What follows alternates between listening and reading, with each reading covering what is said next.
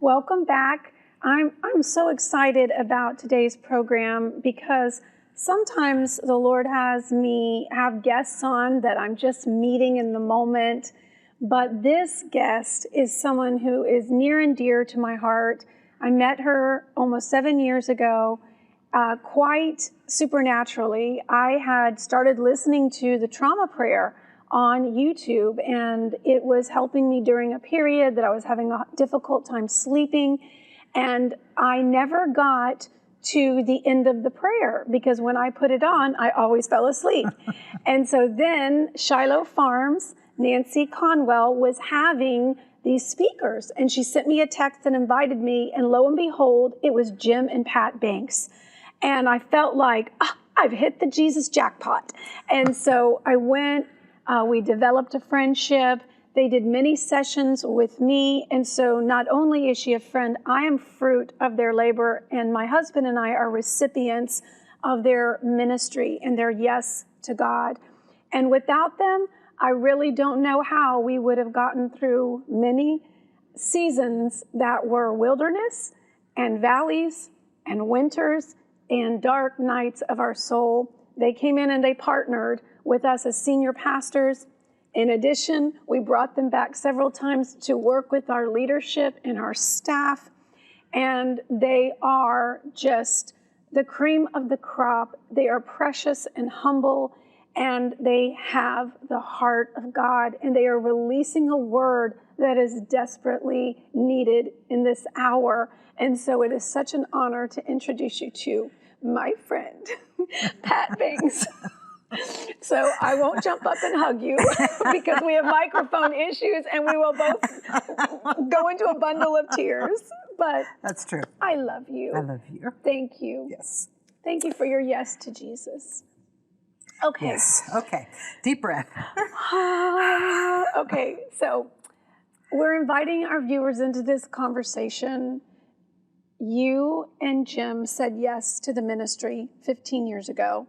You had already been doing it, right? Longer? 20. Okay, we'll see how fast time flies. Time flies when you're in COVID. But 20 years, you said, okay, we're going to let go of our secular careers. It is becoming more and more obvious that God has called us to do this full time. And I love your walk of faith because it is a walk of faith. It is. And yes, yet you do it with such joy and poise and grace. And it's always to come alongside and help. Yes.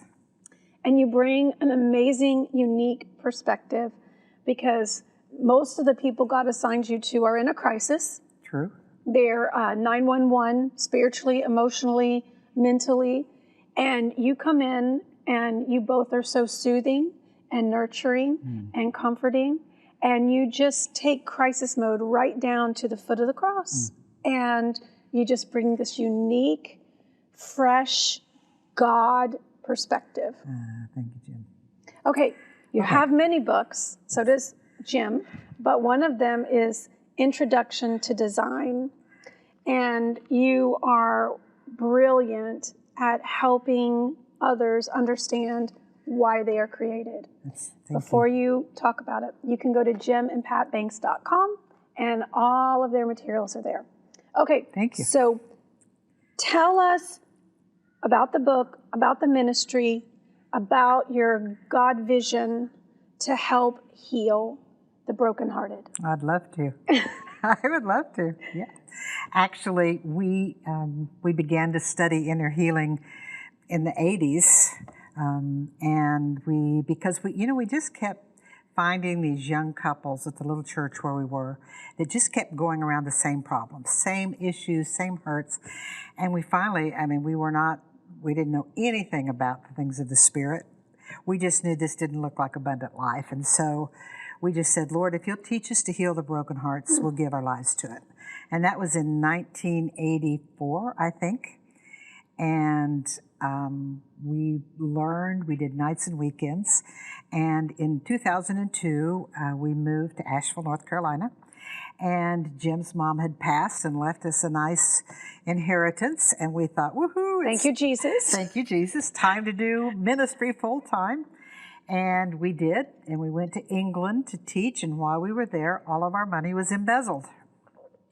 It was just great fun to get news like that overseas, so we had a ticket to get home and a card. Warfare. And we came home, and we had nothing. And Jim had been an electrical engineer, and he looked for a job. And finally the Lord said, well, you can get a job, and I will bless it. Or you can do what I've called you to do and trust me. Well, that wasn't really a very much of an option. Yeah, God doesn't give us a paragraph. No, when he says that, you kind of know what he's saying. So that began what you said was the life of faith, which it is, and yet in some respects, the word says that whatever we do, if it's not of faith, it's sin. We all live a life of faith. Yeah. It just plays out differently for us.